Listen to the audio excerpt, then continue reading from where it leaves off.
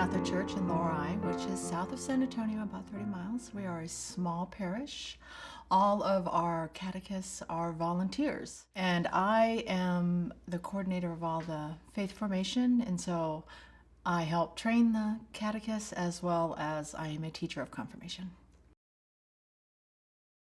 I really see the ability to take piece parts of it and pull it into my curriculum. You can take some of those video clips, show them to the kids, engage them that way. One way that it will help the volunteer catechists is help them structure their class, plus give them other tools that our particular parish didn't have before, videos and online resources for the kids that they will engage with.